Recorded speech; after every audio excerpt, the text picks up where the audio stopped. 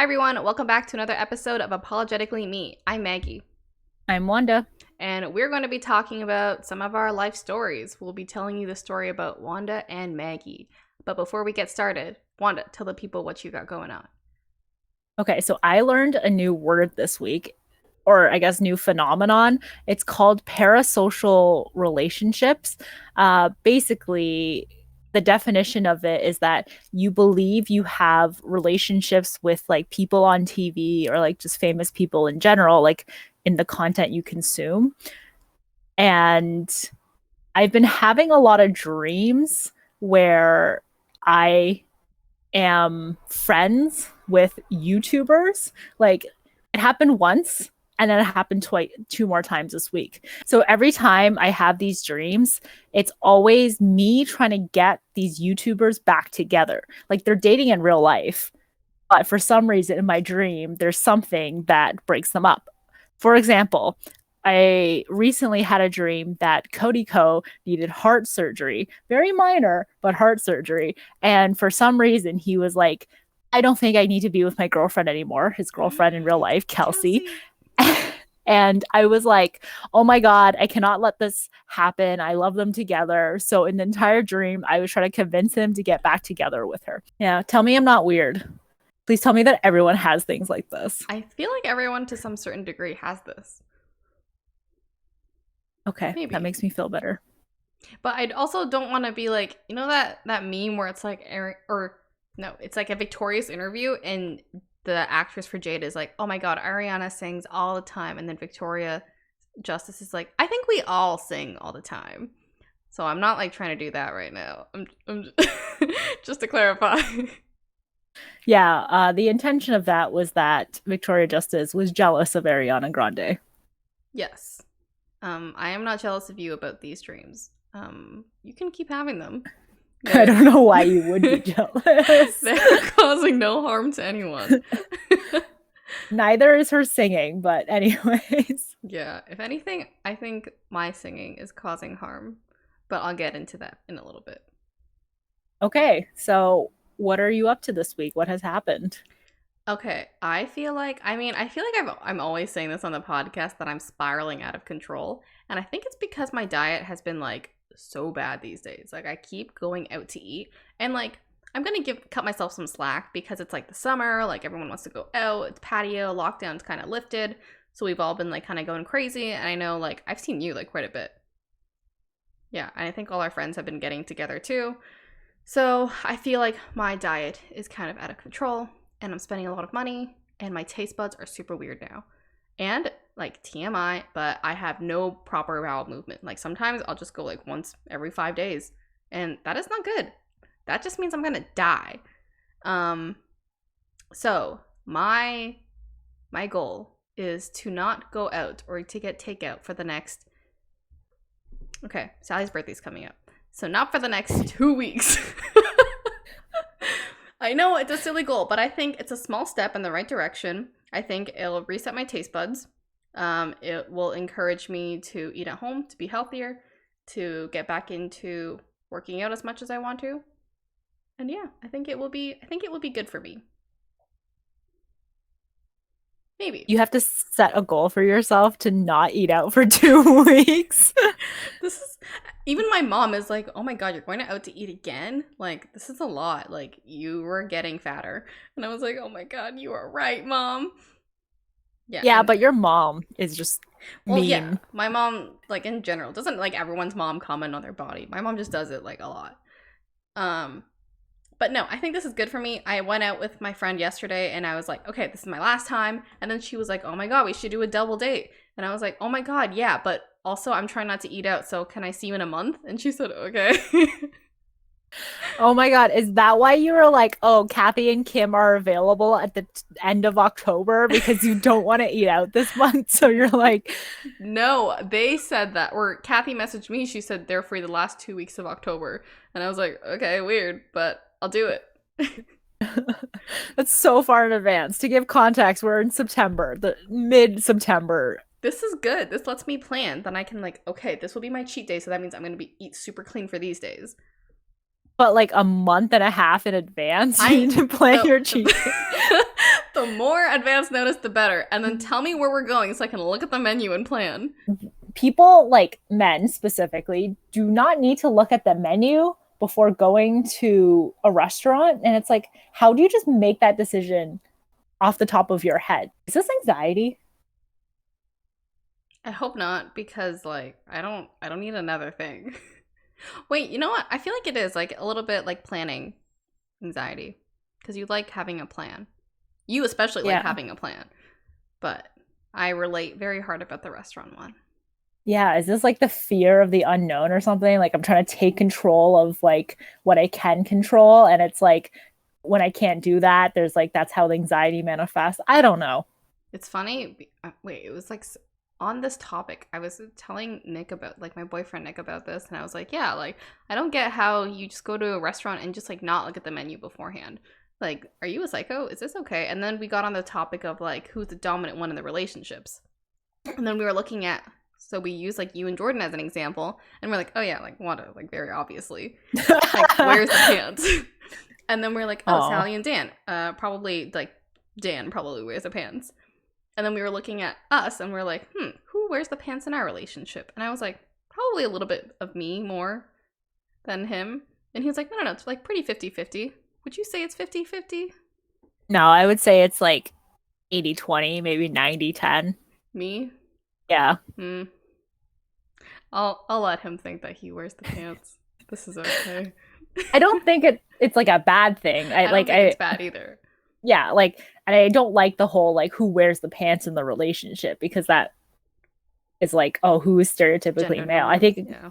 yeah, exactly. So it's like, I just think it's like whoever is more easygoing, I think is the one who doesn't wear the pants in the relationship. And obviously, between you and Nick is the one that's way more easygoing than you, which makes you wear the pants in the relationship.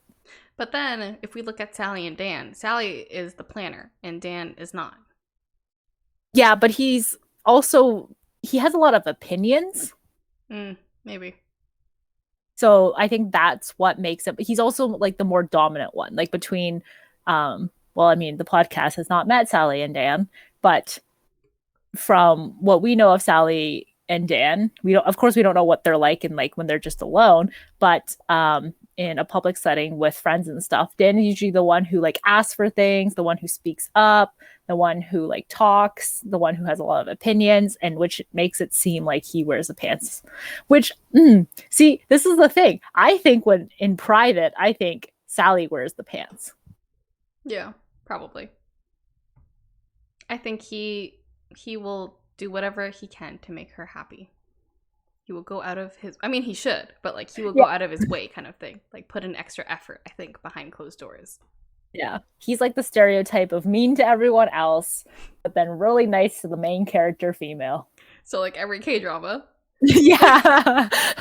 Their life is a Korean drama. This is where all Korean men get their personalities from all K-dramas. Oh my God. You know how like people like freshmen, whatever, like their personality is like, oh, I watch The Office or something, Yes. right? Yes. So Korean men's personality is I watch K-dramas. Yeah, that sounds about right. Very concerning. Yeah. Stunning realizations. Do not like this. Yeah. Neither are personalities. Yeah, but to be fair, all my personalities are centered around what current show I am watching. I hope that's not the case for me, because I'm currently watching a show that's supposed to be a sitcom, but I mean, the mom, the daughter are both in Alcoholics Anonymous, and there's a lot of people dying in the show, and I'm not quite sure how it's a sitcom, but some parts are funny. Wait, what is it called? It's called Mom. Oh, Anna Faris and Allison Janney. Yeah. Actually, there's a laugh track to it, so maybe, yeah. I mean, your description of it was way darker.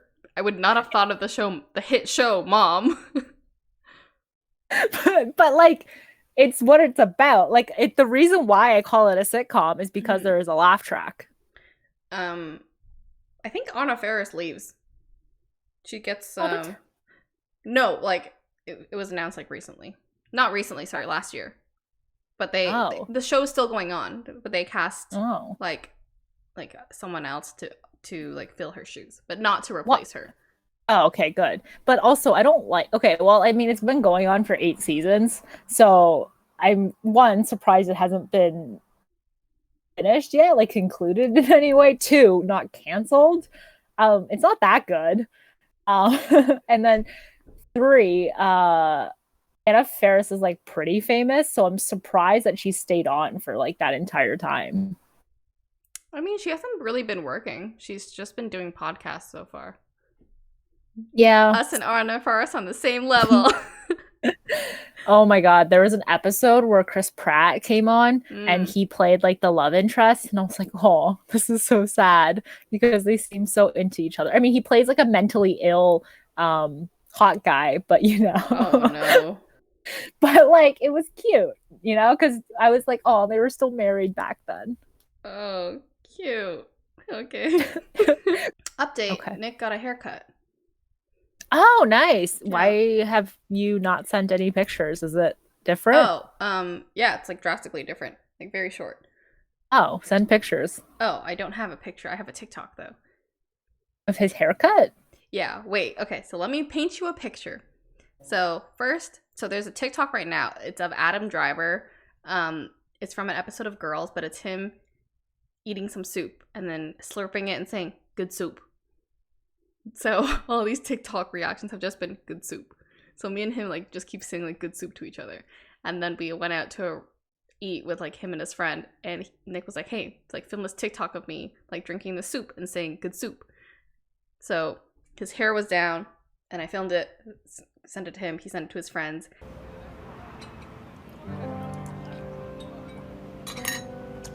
Good soup. And he got roasted in his group chat, and they were like, "Hey, you look like a meth head who was abandoned from an Alabama family or something like that. Like, you look like some sort of spider web hair." Um, and then I think his feelings were hurt. And then he said, no, and then he was asking me too. He was like, "I know you don't like my hair long. I know you don't like it when I put it in a bun." And I was like, "No, who told you this? What?" And he said, "No, be honest. Do you like short or long hair?" And I was like, "Well, I don't want my preference to I don't want you to like do whatever you want because of my preference. Like I do have a preference for short hair. That's what I like on like myself and like other people." And he was like, "Okay, I'm gonna stop talking about getting a haircut because all I do is talk about it, but I never do anything." And I said, "Okay, I still think you are handsome no matter what haircut you have." Aw. And then the next day, he went out to get a haircut. And now it's like very short. And then he made me film another TikTok of him drinking another soup, saying good soup.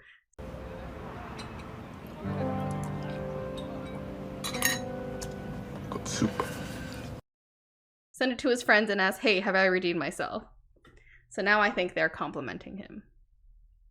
Wow, I can see why the two of you get along so well. Because we're both like, "Hey, like I don't want to like put my opinions on you." That, but also the whole like the peer pressure thing, like wanting to please people and like going in for that like redemption, like, oh, you don't like my haircut? Okay, I guess I'll go get a cut for you guys and not for myself. Honestly, yeah. He said it's been over a year since he cut his hair. I mean, same with Jordan, pretty much. I like Jordan's hair. It's very nice. His new hair or his old hair? His new hair. Yeah. I like it because, okay, I guess another story time.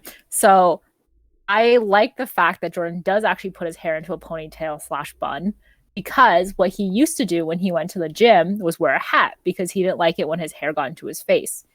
The issue with the hat, though, is that when you're benching, you can't wear the hat because like it obstructs your view. It's just Mm. uncomfortable. So every single time he'd get onto the bench, he'd lie down, he'd shake his head until the hat fell off beside him, and then bench, pick up his hat, put it back on. Next set, lies down on the bench, shakes his head until the hat falls off, and then finishes benching and then puts it on again. So like I don't know why this motion it doesn't bother me in any way. Like it doesn't hurt me. It doesn't like does nothing to me, but for some reason it makes me crazy.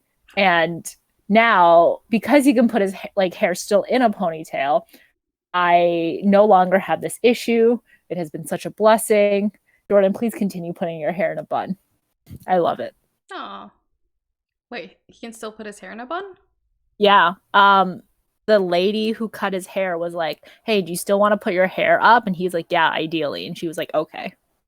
Wanda, who is your beef or crush of the week? So this week I have two beefs. One beef is from a long time ago, which I just thought of, and one beef is more current, something that happened over this past weekend. So I'll start with that one because it's more current and I guess relevant. So there's a university in Ontario. It's called Western University. What ended up happening this weekend was that there were more than 30 um, women who alleged that they were drugged and assaulted, and it all happened in one, what are they called? Like one dorm, one. Oh my god, it was one single dorm. Yeah, it was one dorm, one specific floor. So it was very like targeted and it was very I remember seeing planned. That's insane. Holy Yeah. shit. And like I was reading about it and people were saying that like the allegations that a girl was tied up with duct tape and assaulted. There was others where it's just like people knew about it beforehand, like the RAs and everything, but didn't get extra security in until Saturday night when it was too late. Another story that was kind of separate from this was like a guy got, like an 18-year-old, I think, got jumped and like beat to death. Um, a lot of messed up shit happened this past weekend. Like, yes, it's Frosh Week. And yes, I guess you are seeing new people for the first time, but in no circumstances is it cool to assault, rape, or kill someone. Yeah. I don't know who that PSA is for, but I mean, PSA, like, don't assault, rape, or kill. Wise words with Wanda. like I feel like I feel it feels like it needs to be said. Like, who taught you that this was okay? Like, this is like 18-year-olds going to university for the first time, and like because it is like a university situation, it like we don't really know if anything's going to happen to these people. Just because like the university is probably going to investigate, they might want to try to like undermine the news, like try to brush it on the rug a little bit just because they don't want like a bad rep for their university because like donor money and like future students money. um so like I don't know, the case is still kind of developing. There's a lot of stuff on TikTok right now. If you want to go find it, like I haven't seen it, but that's what I've heard. The issue is a lot of the women have not gone forward with actually pressing charges. So if you've been affected, please, if you can, go to the police, not campus police, but the London police. Yeah, I think it's very brave. It takes a lot of courage to come forward, but it's something you really need to do to help out other women too and to get the offenders, the people, the bad people behind bars and facing the legal system. Yeah. Which, I mean, sparks the whole conversation with like women not feeling safe on campus, which is a common issue that has stood the test of time. That's so terrifying that like after like a year and a half of COVID, people have forgot all social norms and they're like, "Wait a minute, it's the purge. I can do whatever I want now." Like, did COVID make you that weird? You you forgot how to act and you forgot what it's like to like be normal? It's so funny. The fact that it was planned too, and that res, I remember seeing it now in an article, but it wasn't even known as like the party place. I think it's like MedSid. We hope you're getting the help you need. For anyone who was affected, our hearts go out to you, and we hope that this experience does not make you want to drop out of university. We hope you continue pursuing education.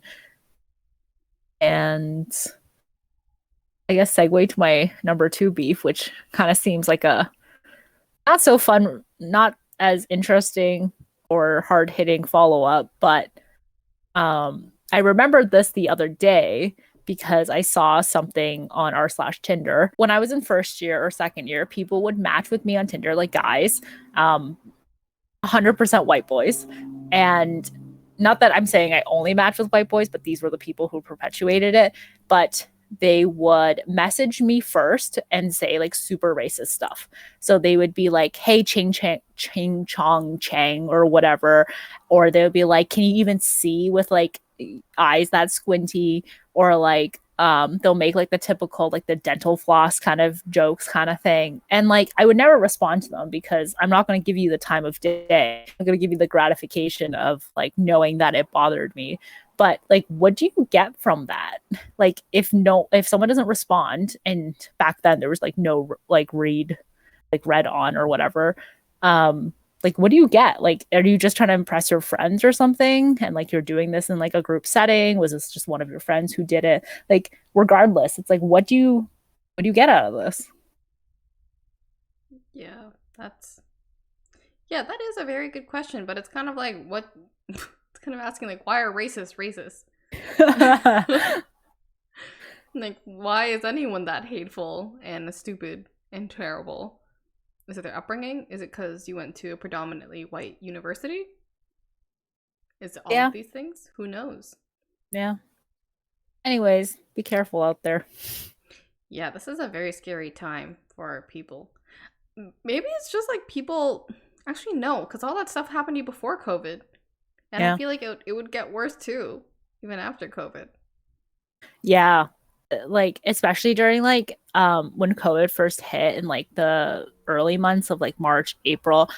I think I talked about this on the podcast, but like a lot of people stopped going to our restaurant. They started like saying like rude things to like a lot of Asian people, just like in general. And it was just like, hey man, like not all Chinese people are to blame for this. You know what the worst is, like Asian on Asian racism. Yeah. Like my mom was like, oh yeah, like we don't want people to think we're Chinese. And I was like, Mom, you think people will be able to tell the difference that we're not Chinese? Like how do you think people aren't smart enough to differentiate Vietnamese and Chinese? We're Asian. That's pretty bad enough. That's funny. I think there's a tweet like that where it was like his Thai mother was like, oh, we should speak Thai so that people know that we're not Chinese. And this guy's like, you think people understand the difference between Thai and Chinese? Oh, so naive. Love how parents are so naive. Anyways, what's your beef or crush of the week? I remember what my original beef is, but I'm going to change it to a more funny one. But you said I was going to laugh at your beef. Yeah, you're going to laugh at both. Okay, my first one is... Oh, I forget why you're going to laugh at it. I'm going to tell you the second one instead. Okay, go ahead. Okay, so I already told you this one. I sent you a snapshot of it. My mom asked me recently to download Instagram for her. And all my friends have been messaging me saying, hey, your mom has Instagram. Can I follow her? And I had to walk my mom through how Instagram works.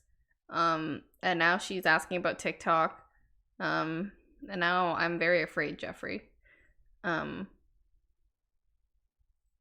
as funny as I thought it'd be. I think I said it to you already. Yeah, what part was I supposed to laugh at? Right now. Yeah. Oh, my second beef. Oh man. It's about Nick. We were talking about something. It was something that I was like, oh yeah, like we could, I wonder like why we haven't tried this, or like we tried this and it didn't work. And he was like, oh yeah, I think like it generally works with like smaller girls or girls that are small. And I was like, whoa, these are fighting words. What are you trying to say right now? Are we gonna fight? And he was like, no, I didn't mean it like that. It's just like it generally like that's just like usually how it's depicted, like smaller girls. And I was like, whoa, like I think we're gonna fight right now. And he was like, no, I'm so sorry, I didn't mean it. And I was like, okay, I'll let it slide. But just so you know, I'm going to remember this forever. He's already on thin ice because, anyways, I was at his house last week because his mom was away. And I was like, okay, like I'll come over, like I'll work and stuff, I'll just sleep over. So we basically lived together for like a week. And my whole thing is I like to sing while I work. I already told Wanda this. But anyways, apparently I was singing so loud, and Nick does not like to listen to music when he works. He really likes to focus. Like like go him. He has great productivity. He likes to focus, not look at his phone, that kind of thing. I like to take breaks and I like to sing. I feel very productive when I sing. So anyways, I come downstairs to see him. He has earphones in. And I'm like, oh my God, you're listening to music when you're working? What's going on? Am I an influence? And he was like, oh, it was just really loud and I really needed to focus. And I was like, you could have just told me this. What the heck? I was singing that loud. This is an issue. Please just tell me next time. And he was like, no, I don't want to hurt your feelings or anything. I solved the problem easily by myself. And I was like, okay, but this is your house. We could have talked this through together. We could work something out. Anyways, we have a sample of what it's like to live together. That's so funny. I remember reading that when you first sent it to me, and I was like, holy crap, how loud were you singing? Because, like, yeah, like when I join the video call and everything, you're like singing to yourself, but it's not loud. It's like very under the breath and very quiet. So it's like, were you just fucking jamming and not realizing it? He got me AirPods. I was using the noise cancellation one, so maybe. Ew. Maybe. That makes sense. He's my beef. He and my mom are my beef. I don't know. I expected to laugh more, but I will accept it. Nice. Well, I wanted to make it lighter, but like, I guess they're all sad. It's kind of funny. Thank you. I tried. It was funny in the moment. Like, a second story was like very funny when I first got that message, but now that I'm repeating it for our listeners. Yeah. Well, I'm sorry that you have to listen to it the same time as our listeners do. Again. Sorry I give the sneak peek to Wanda. Next time I'm just gonna save my stories. No, don't do that. You're gonna forget. Yeah, I'm gonna like text myself the stories. Yeah. And then like 1 second, I gotta read the text to myself. Moving on to life stories with Wanda and Maggie. I guess this will be a 2-part series. We're just gonna talk about some things we regret, some things in our life. We're gonna reflect. We're gonna give you guys an inside scoop on our life. And Wanda's gonna go first, and I'll provide some funny commentary. Yeah, so if it seems like Maggie's not talking a lot, it's because she wasn't there for the first half of my life, so. And also, I'm trying to be super mysterious and cool. Yeah, until next week when it's her turn. Then Wanda will be mysterious and cool. Wanda, tell us your story. Tell us what makes you Wanda. Okay, well, like, I don't know what makes me Wanda, but I'm going to start with a very defining moment. The moment I popped out of my mother's uterus. Just kidding. I was a C-section. But I'm also not going to start there. So the first defining moment that I can probably think of is moving to Canada. This happened in the 2000. No. Yeah, this happened in 2000. Sometime in April. Don't remember the exact date. But I used to be a giant crier when I was in China. Like, I would cry all the time. And anytime I went to a new place, I'd spend half the night crying. There's one time where my mom told me that she mixed up some herbs and fed it to me. And I passed right out for 18 hours. Your mom roofied you? I asked her what it was. And she was like, oh, just like medicinal herbs. And I was like, you mean pot? And she's like, no, just some like green stuff that we like got and gave to you that made you pass out and sleep for a very long time because you were having trouble sleeping. You mean pot? Yeah, she never confirmed or denied. But when I first got onto the plane to come to Canada, apparently I did not cry at all. So I either slept the entire way or I was like just looking around, being like just a normal kid. There was a kid that was crying a few rows behind me. I like stood up on my seat because I was 3 years old. I was super tiny, and I would just like look at this crying child, and I was like, ooh.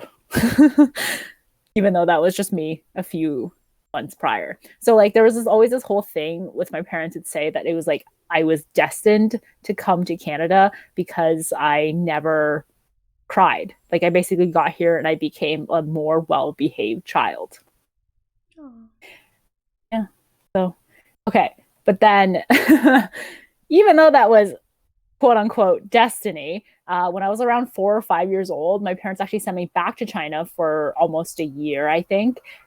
because both my parents were working full time, you know, like the American dream and all that stuff. And they couldn't afford daycare and they didn't have anyone else here, relatives or anything to watch me. So I got sent back. I stayed with my mom's twin, which is my aunt, and I stayed with my dad's parents, my grandparents. So at time my mom was like, oh, this is like, I've regretted this ever since, because like slowly, like as a child, when you don't see people a lot, like you tend to not want to talk to them, right? Like if you talk to your, like if your mom's like, here's the phone, go talk to your grandparents, you're like, oh, I don't want to talk to my grandparents because like you don't see them that often, for example. So I kind of like that relationship kind of developed with my parents, where my mom would be like, hey, like talk to me on the phone or whatever. And I'd be like, no, I don't want to talk to you on the phone. Like it's so foreign to me and everything. And apparently that hurt my mom a lot, which I feel bad about, but like what can you do? It's natural. Yeah. So then came back to Canada and went to kindergarten, grade 1. This is where the bullying kind of started. So it wasn't like direct bullying per se, but it was definitely a lot of like passive aggressive comments being like, oh, like what are you eating, like that's so gross, like why would you eat that, kind of thing. So then I've talked about this before, like I gave up the whole like having like Chinese food, which was like really good for like sandwiches and snacks and all that stuff. This was also the Lunchables were really cool, and I always wanted a Lunchable, but my parents like didn't have that much money, so it's like a Lunchable was kind of expensive, so like um they never really got, like I never got one. But also now that I reflect back to it, your parents didn't love you that much if they gave you Lunchables. This is so funny. I had made this comment too to someone, and I said Lunchables were like if your parents hated you, because I used to be super jealous of all the kids who had it, but like it's probably for the best that my mom didn't give this to me, because like it's not good for you. It's bad, even though it was the kid version of the charcuterie board. But still, in case you don't know, Lunchables are like, we'll put a picture in, but it's like super, it's like meal prepping almost, in like a box. There's like different ones. There's like nachos, there's like little cheese and crackers and meats and stuff, but yeah, it's like not good for you. Not good for children. Yeah. And it's like, now I wonder, it's like, how do kids even get full on that? Because like what's included in the Lunchable is not like, it's not a lot of food. It's kind of like a small snack kind of thing. It's not really a Lunchable. It's more like a snackable. Yes. Also, no shame to the parents who did get their kids this. We're not saying that you don't love your children. We're just saying try harder. You know, there's like TikTok parents now who like do like bento boxes for their kids, and I'm like, holy crap. Yeah, that's next level. That's next level, yeah. But anyways, so like when I was in like first grade, second grade, there was like, it was still a very white neighborhood where we lived. There was like no immigrants. And then slowly I saw like my first Asian person in the same grade as me, and that was so cool. He was really mean though, so I didn't like him at all. And like I think I wanted to bond with him just because he was Asian, right? Like if you like see another Asian person in like a predominantly white neighborhood, you're like, wow, like we must have so much in common and everything, and like we must like get to know each other. I know, but like this was like third grade me. I get it. Did you get that thing where it was like, because I was also like the Asian kid for a long time, but when like your male Asian counterpart comes, people immediately start like to match you guys up, or like, oh my god, you must like him, you must have a crush on him because he's Asian. Like that's like verbatim what someone, like so many people have said to me, that you like him because he's also Asian. And I'm like, no, I don't, just for that. Now I hate him. Yeah, I was like a foot taller than him. He was not attractive whatsoever, and he had a very terrible personality. Um, he was kind of like a douchebag before, like even like douchebags were kind of like a thing, like the word douchebag, I guess. OG And yeah, douchebag. like yeah, and he'd always like, I don't know, like make fun of me or like be mean to me, like specifically. He'd be super nice to all the white girls, but like he'd be so mean to anyone who was like ethnic, and I just didn't understand it. I mean, I want you to dox him, but also part of me is like, maybe that happened to him too, where people were like, oh, you must like Wanda because she's Asian, so just because of that he did like the reverse Uno card. Yeah, it also might have just been like Asian on Asian crime kind of thing. I guess like this bullying kind of like passive aggressive bullying kind of like continued. Somewhere along there, my uncle on my mom's side, my mom's brother, died in like very suddenly. So what ended up happening was he like was up and then a phone rang and he went to go pick it up, but then I think he had a heart attack. It was like cardiac arrest or something like that. So no one else was home. So like later when his like kids came back, they found him and it was already like too late and there was like no one that could have like helped him and everything. So my grandmother was very sad about that because like, you know, he was the favorite. And my mom like also very sad and everything. And it sucked because like their family wasn't that rich and everything, but I was very like numb to it. Like I don't want to even say numb. Like I just was very unfeeling about it.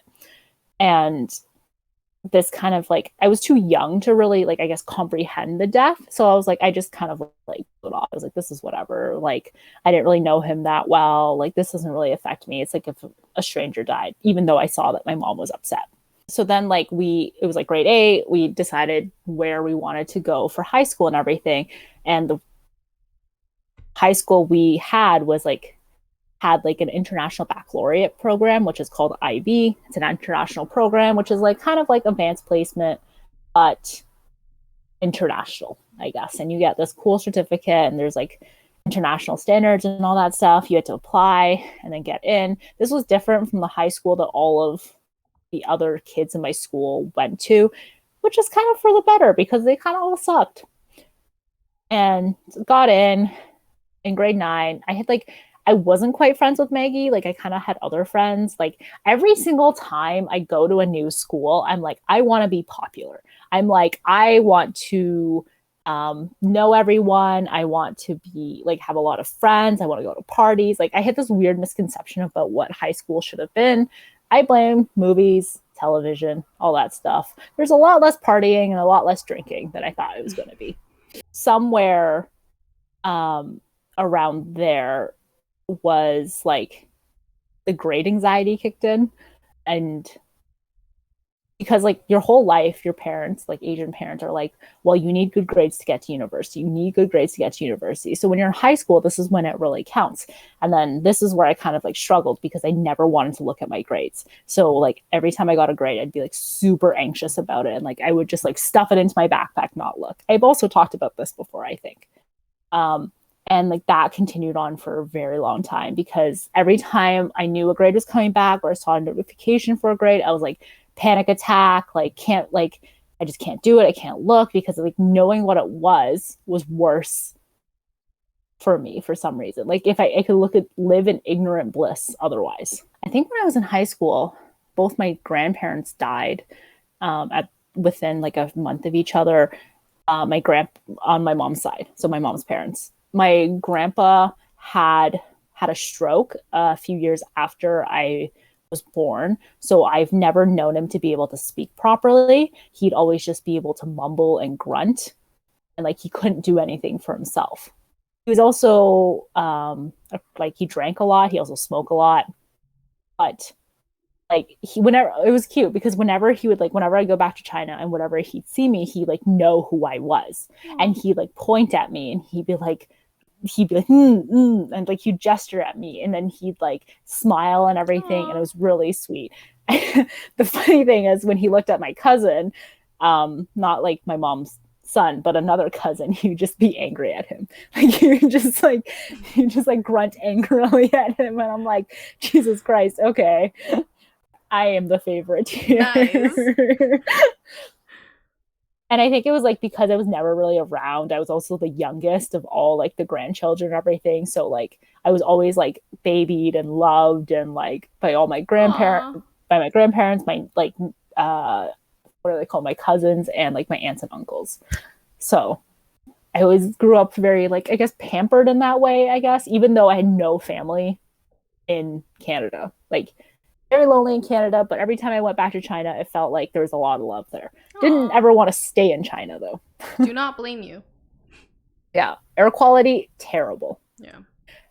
But then, so he ended up, like, they kind of knew that he was going. Like there was like signs where he like started to not be fully there. So my mom went back to China to like help with his funeral and everything. And then she comes back. And then my grandmother, who was on dialysis, who had some kidney issues, slipped in the shower. Oh no. And I think she had a concussion, and like her brain started swelling or something.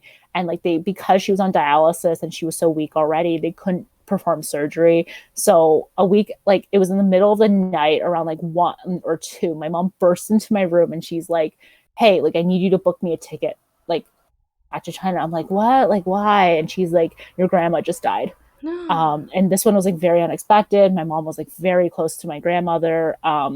September 11th, 2016 was like the day that she passed. It was hard because it's like I felt sad for my mom, but I felt nothing really about the death. Like I think I was more sad because I knew my mom was sad, but not sad at all for my grandparents dying. And I know a lot of people like out there like close with their grandparents, and I think they feel like sadder. But like to me, again, it just felt like 2 strangers dying. And with this compounded with my earlier thing with my uncle, I'm like, am I just am I just bad with death? Can I just not, like, is that my way of dealing with it? It's just like not reacting to it at all and just become very like nonchalant about it. But I think I was talking to Maggie about this and she was like kind of the same way. Yeah, I think I mean, I don't want to make it like that Victoria Justice meme all over again, because like what you said is very valid and is very like personal to you and like your own journey and stuff. What I think is like it's part of like a second gen problem. Like you're born here, you're not that close with your family, and we talked about this too, like language barriers, like you can't go back so often, like it wasn't super easy to call back home back in the day. Like it cost money, like you were using like, the long distance cards. So yeah, like it's like super hard. So you're basically talking to a stranger, and like your whole thing about like the grandparent thing, like you're reluctant to talk to your grandparents on the phone. Yeah. So, like young, like yeah, that's still me now talking on the phone with anyone. So like I feel like a lot of maybe second gen people will be able to relate to this issue when family like in their home country or like parent or parent home country, your home country, whatever it is, when someone dies or relative dies, you're like, oh, sad, but also this is a stranger to me. This kind of feels nothing to me. So let's hope, as an experiment, I will die. We will see if Wanda cries. Can you film yourself for views? Can you kill yourself for views? Can you vlog my funeral? Pan to Wanda. Is she crying? But yeah, no, I feel like what you're going through is a normal reaction. Like you shouldn't be too worried about it. I think you're not that you're fortunate, but I think you're in a good spot to not know anyone who has died yet. I think we're still young. I'm sure you do know people who have died, but no one who's like super close to you, I guess. Yeah, which I'm very happy with, and knock on wood, it continues. Yeah, let's hope so. Yeah. I mean, I never really felt like my grandmother liked me all that much. Like I feel like her favorite was still the like one of the boys, like one of my like male cousins. Classic. Yeah. And it was just like I could see like every time I went back, my mom would be like doing everything for my grandmother, and she'd be like so nice to her. And like my mom and her sister are always the people who sends her money. Like they bought a nice home for her and everything. But her favorite would always be that one, like the one guy who ended up dying, unfortunately. But yeah. So I don't know. Maybe that also contributed to it. But she did feed me well when I was back there. It sucks when my mom brings it up because it's like, oh, like I know she's sad about it and it makes me sad and I don't want her to talk about it. But it's like, I can't just be like, hey, that's not cool. Don't bring that up. That brings me down. Please stop talking about your trauma. Let's just focus on me here. Yeah. Like we're Asian, so we actually don't talk about our trauma. So actually, please don't talk about that and just repress it. Please only tell me happy things. Yeah. So yeah, I think that was 2016. Was that high school? Yes, it was. No, it was not. No. It was Oh my God. university. Okay, I messed up my order then. Okay, never mind. Okay, so going back to high school, I'm so sorry. But going back to high school, so like grade 12 comes around. I did not give a shit about any of my classes. I didn't really care at all. Still wanted to get into university though. My dream program was getting into Waterloo for their software engineering program. And of course I got rejected because obviously like they wanted people who had like a 90 plus average. I was barely hitting like 89. That wasn't going to happen, but I was still pretty devastated when it didn't, especially when other people in our grade like kind of got into it. I don't blame them though. I wasn't the best student in high school, but and like I think I got accepted to Windsor on like a pretty almost full scholarship, and then I got accepted to Guelph, and my mom's like, you know what, like Guelph's a pretty good school. Like I've heard my friend talk about it. She went there for something in the past, like I don't know. So I was like, okay, you know what, you're right. I guess it was a good decision to end up going to Guelph. Like if I didn't, I never would have met Jordan. I guess that's a win. So now I can't say I regret going to Guelph because then it's like, oh, I regret meeting Jordan. Worked out for a reason. Yeah, which is like very weird where it's like, huh. It's like, is there a higher power? Is there like do you have a path in life? And it's just like you're just on this path of like you have no say in it kind of thing because everything happens for a reason. Yeah. I want to say everything happens for a reason. I'm going to say that. Yeah. For how uptight I am, I'm still very much just let the river flow. And you know, I'm just going to follow the river. I think it's okay to be like that with certain things, not with everything. Yeah. Yeah, with my life. It's the small stuff where I dictate. Yeah. Like where to eat. But university, like it sucked because like I went to the university that none of my friends really went to. So I had to make all new friends, and of course going back to the whole thing I talked about where I wanted to be popular, I wanted to have a lot of friends. So Frosh week, a lot of partying kind of thing, hated my roommate, and it sucked because you lived in this room together. There's no barriers, there's nothing, like there's always in this room with this one person. It's like if you don't really like them, you never wanted to spend any time there. So I mostly just went to Waterloo to hang out with Sally, and I drank a lot there, partied a lot there, made some really bad decisions. I'm pretty sure I had bronchitis for a little bit of first year, and I would take medication. But I never went to the doctor, but I was like coughing up like mucus and stuff. It wasn't great. But then I kept on drinking. So I'd take like medication and I'd drink and I'd take medication and I'd drink. That probably did damage, and I'm very still happy that my liver is functioning, I guess. But taking a step back, do you regret going to a school that none of your friends went to, or are you happy with that choice? It's hard because it's like I think I would have liked if I had one friend, but then at the same time, if I did have that one friend, I don't think I would have stepped out of my comfort zone or whatever to try so hard to make friends. And I'd be like very jealous if that one friend like got a new group of friends. You know what I mean? Yeah. So I don't know. It's like if you are up for it, I would recommend it. Like if you think you can do it, I think do it. Even if it's like a little bit, like even if it's like you think you can do it a little bit, I think you should do it. Because like I did make friends with people eventually. Like even though like I didn't like my roommate, and usually that's who you are supposed to be friends with kind of thing. There were other people in my program and everything that I did become friends with. And while I don't always talk to them now, I know I consider them a friend, and I'm happy that I've met them. That's so sweet.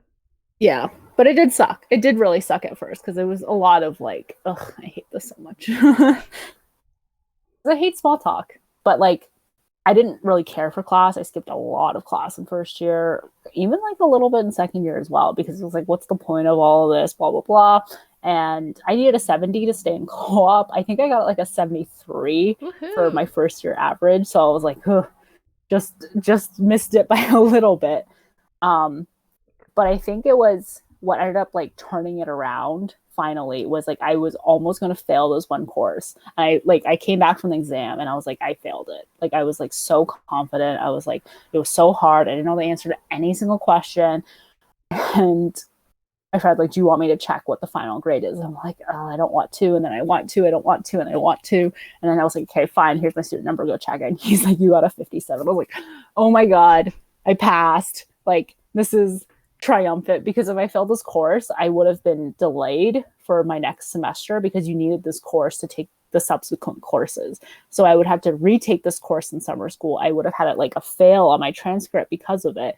And I would have been like probably a semester behind everyone else. And that sucks because you have friends in your like year sequence or whatever. And it's like, you don't want to lose that. Right.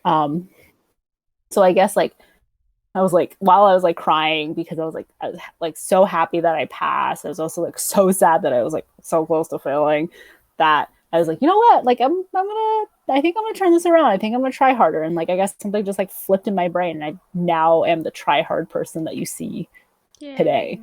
Yeah, I don't know if it's yay.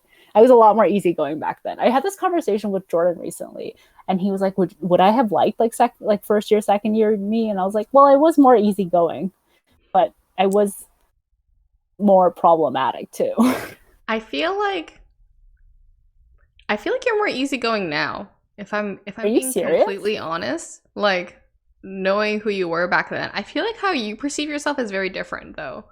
Like I feel like you're like way more easygoing now. I think in the past, like yes, it was a little bit troubled. You were very into, but you know, like standard like teenage things. You were like making up for high school lost time, you know? Yeah. So yeah, I think you've like mellowed out a lot. That's really interesting. Why do you have like a specific example? Like, does anything come to mind where it's like I have mellowed out from high school or first year?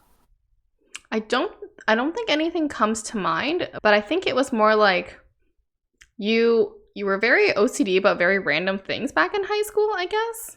Or like you had like very weird concerns that were like very shallow or surface level. That's what I would say. And like maybe because you're going through there was a period of time where we didn't talk in high school. Like just a period of it, and I think it was because you were going through like a boy phase, like a very hardcore boy phase. And I was like, I cannot really deal with you right now. And I think we kind of just drifted. Like we didn't have like a lot of common interests, but then we found our way back together. I think like grade 11-ish. And yeah, I think like you've always, like to me, you've always seemed like you're very on top of things. Like you're very like OCD about it. Like you're very like, I don't want to say OCD, but like you're very like anal about things.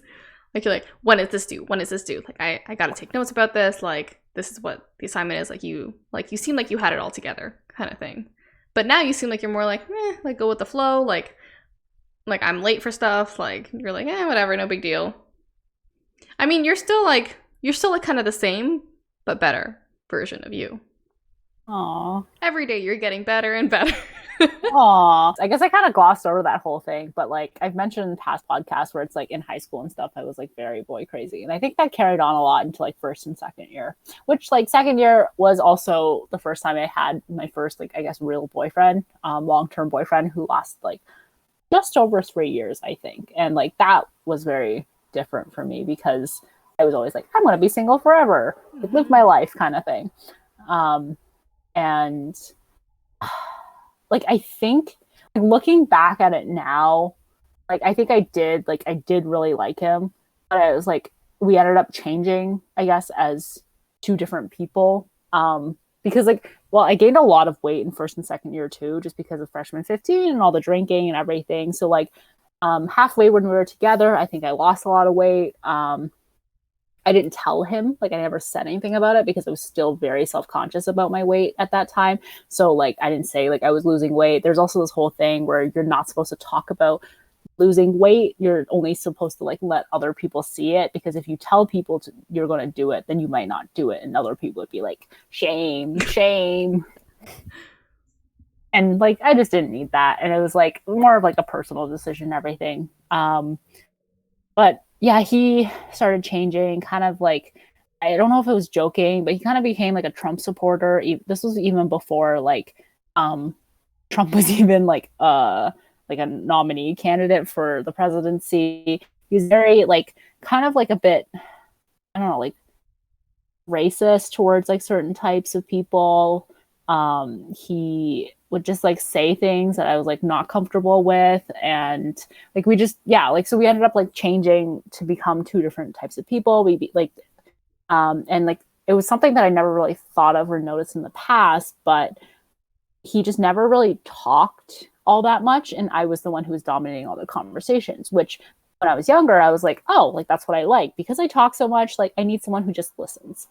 That's not the case. I need someone to, how the British say, banter with, I guess. So the fact that he couldn't really keep up a conversation with me, like if we're out for dinner or whatever, was something that really started to bother me. There's nothing we really connected on anymore, and it was just time to let the relationship go. Of course, that took me a very long time to do. I had my mind made up like 8 months beforehand, maybe like 6 months before we actually ended up breaking up. But like because I was in my head, I was like, oh, like sunk cost fallacy, right? Like I've already invested so much in this relationship and this person. They already like met my parents. I just start this all over again if I were in another relationship. And it's like, okay, like I'm not going to do it. But there were so many times I'm like, okay, this is the time I'm going to break up with him. This is the time I'm going to break up with him. And it's like, it took so long to finally do it. And it's like, that's on me. I need to get better at that. Oh no, are you thinking about that with Jordan? No. But if I did, I might think about it 6 months before I actually do it. You are one of the most outspoken person I know about politics, about like social issues. So when you told me about all this stuff after the breakup, I was very shocked that you kind of let it slide almost. Yeah, I think me too. I think I did let it slide for a very long time. And it's like I hold very like liberal, like both of us do. We hold very liberal views. And like he'd sometimes just like joke about things. And I was like, oh, not like, I don't like it's not a great joke. Like it'd be like 4chan's kind of like types of jokes and stuff. And I'm like, this isn't great. And like I think one of the things I don't really have now was that like I was always kind of embarrassed to bring him around to my friends and stuff, because I'd always be like, oh, like I have to take care of him. Like I don't know if he's going to talk to people properly, and like what if he says something weird, and like so I always had to be like kind of like I felt there was like always this pardon Hovering. Yeah, like I always felt like I had to like hover around him just to make sure. Like I felt like I was a parent and I had to make sure my kid was doing okay, kind of thing, and not saying weird shit. And so like I never like I don't know, like there were so many times where like even before I thought about breaking up with him, I was like, oh, I don't want to bring him there because like I would rather just feel like I'm single. Which is like terrible to say, but like it was what I felt. Like I was like, oh, I don't want to bring him to the club because like I just want to like hang out, like I'm just single and free and whatever, or like I don't want to like bring him to this bar because I just want to hang out with my friends by myself. But now, like in a stark contrast, I'm like, oh, like of course, Jordan, you can come. He's like, am I invited? I'm like, you're always invited. Like I would bring you like anywhere. I would prefer if you went, actually. Jordan actually doesn't like that because I have like whenever we're together, I like stick myself to him and I'm like always there. And he's like, you're around a lot. I'm like, yeah, I know. Am I clingy? Yeah, it's like literally if it was like if Jordan was like some like I don't know blob and I'm like a parasite. Like I need the host, but in like a healthy way. Yeah, no, I get it. I will say though, like your ex, you started bringing him around like towards the end of the relationship when he started getting attached to like Dan and Pravi. Yeah, but Pravi attaches to everybody. Yeah. He attaches to all the boyfriends. Yeah, he is very nice to them. Yeah. Sorry, Dan and Pravi. Didn't mean to do you like that, but I'm sure they moved on. I'm sure they prefer Jordan. No offense to your ex, but Jordan is so your ex was like here. Jordan is like amazing. He's great. Yeah. No offense like to him at all. Like we did part on like good terms, I guess, even though it was like very still like very sad because you know, like it's an end of a 3-year relationship and everything. And he did message me after, and he was like, like my parents don't really have anything in common either, and like they don't talk much, and like you just have to have to find what you are like. You just sometimes sit in silence or something like that, like, or something just saying along the lines of, oh, you can make it work. And I'm like, yeah, that might work for them, but I don't think it's gonna work for me. So that's a really interesting thing. Like the older generations, they are perfectly okay with like not having anything in common, just sitting there in silence and just like generally like not liking their significant other.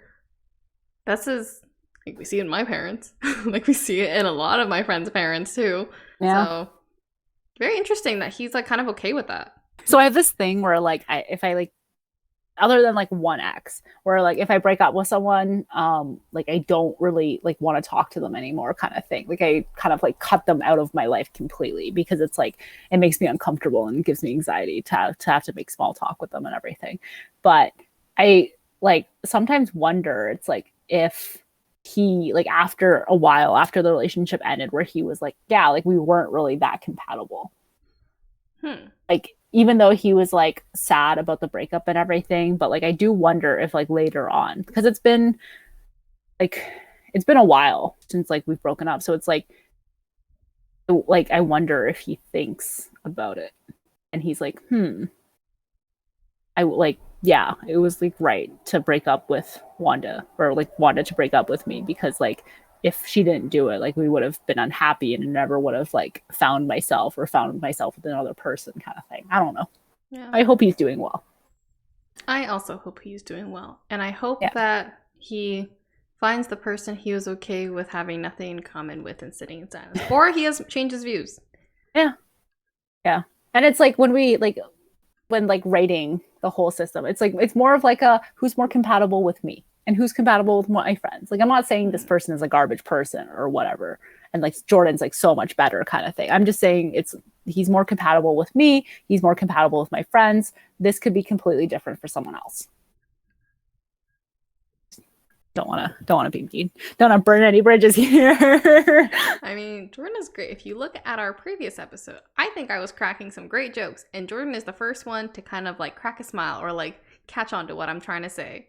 So thanks, Jordan. Thanks. Yeah, you're like a delayed laugh. I watched the episode. I think I said some funny things. You're a delayed laugh, and Nick was a delayed laugh, and Jordan was like, haha, funny. Oh, I'm sorry. Thanks, sorry, Jordan. We are now timed on how fast we laugh at things. Sorry, some of us are a bit slow. Listen, I'm insecure. Laugh faster.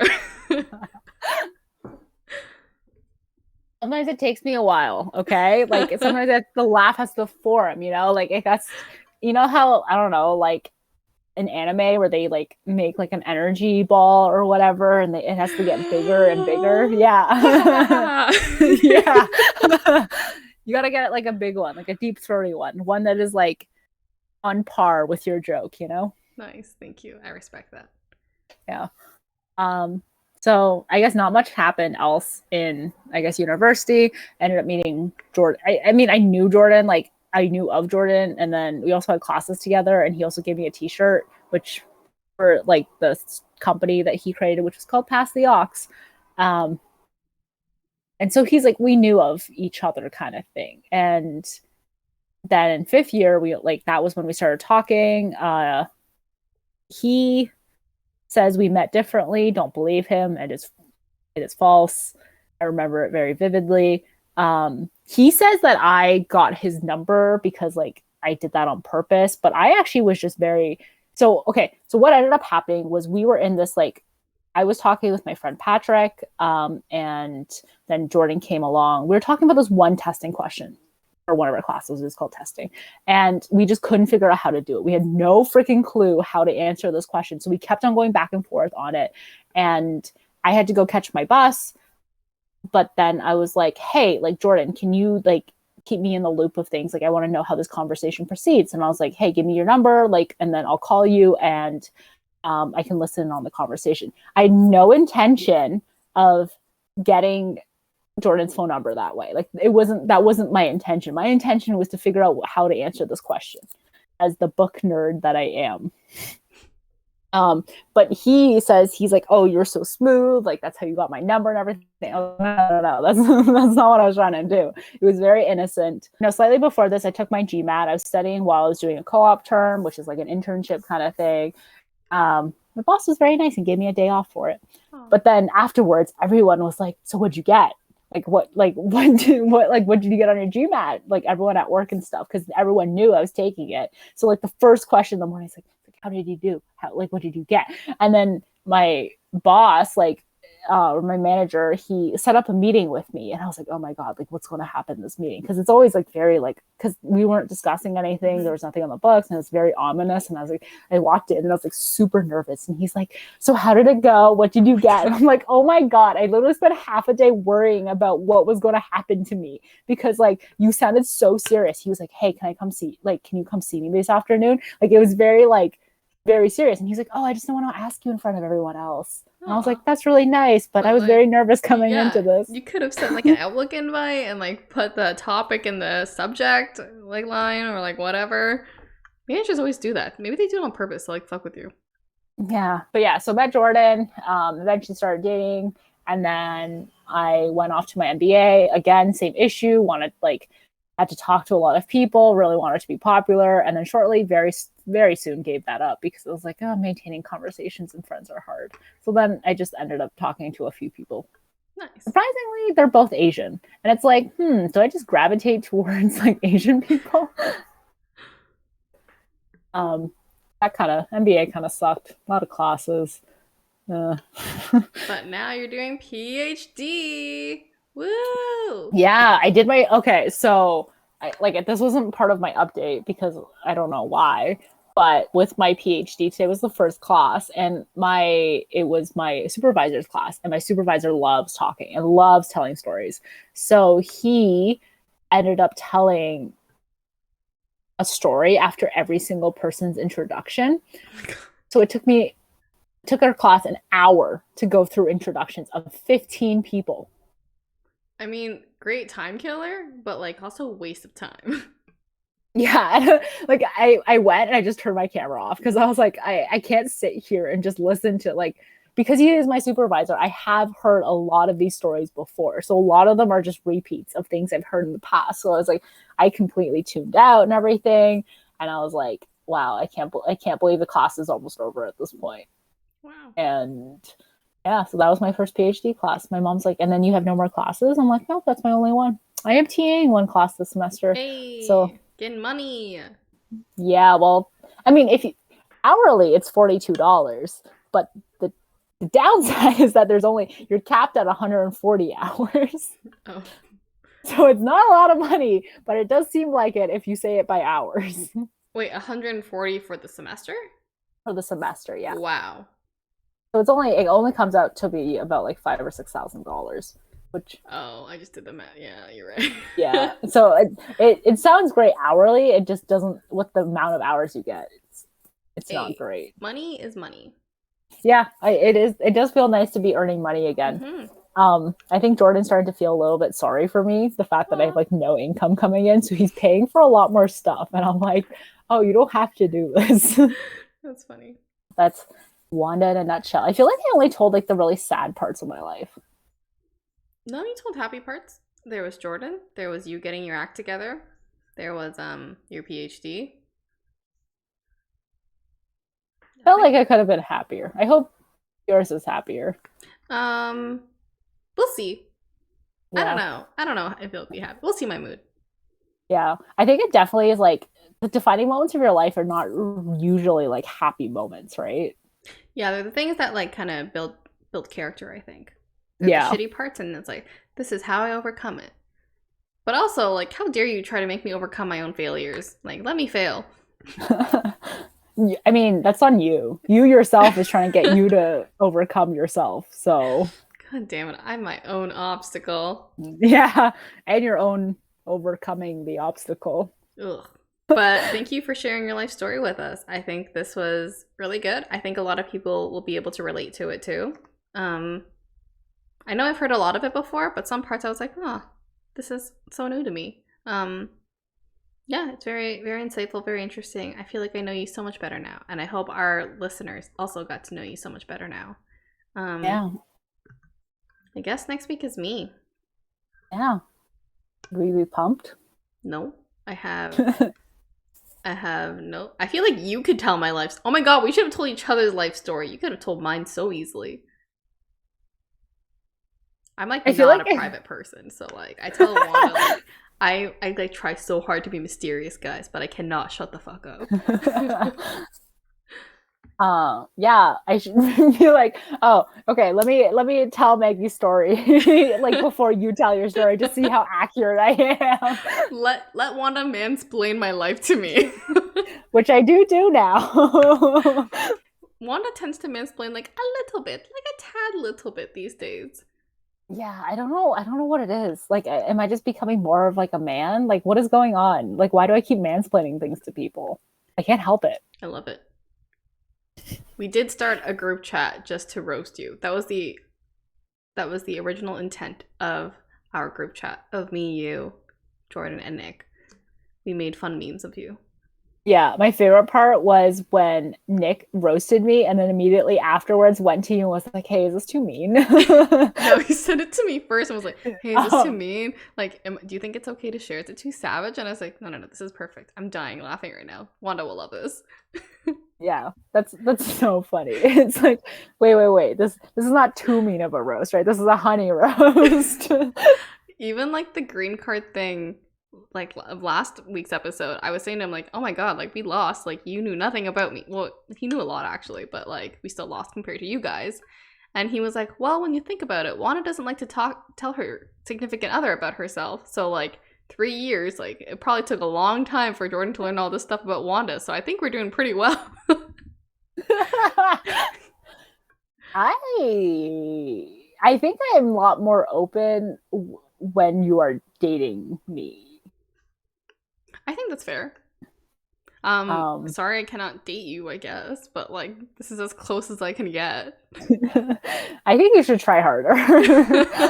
Yeah, just because there's a goalie doesn't mean I can't score. No, that's like a douchebag comment thing. I know, but like who's the goalie? Oh, Jordan. Oh, okay. Okay. Because I think usually when that's the case, the goalie is like the tampon. What? Yeah. Usually douchebags say it when like the girl has a boyfriend already. I thought it was like there's something in the way. Like there's like a goalie, like it's like, oh, she's on her period or something. No, you like, pervert. Just because, yeah. Like, oh, she has a tampon in. Like, even though she has a tampon in, I can still score. No, you pervert. That's not what it is. I mean, it has the same meaning. No, like no. Positivity. Question of the week. What does there's a goalie in the net, but I can still score mean to you? Not the tampon thing, that's for sure. I mean, it could go either way, you know. Now that when Maggie says that, it makes a lot of sense. Makes a little bit more sense. But you know what? That's how I learned it. Maybe I'm just more positive and accepting, but you know. Oh, sorry, I'm not accepting. Thanks for tuning in. Go listen to us wherever you get your podcast and on YouTube. Go follow us on social media, TikTok, Instagram, and Twitter. And come back next Thursday for another episode of Apologetically Me. Bye.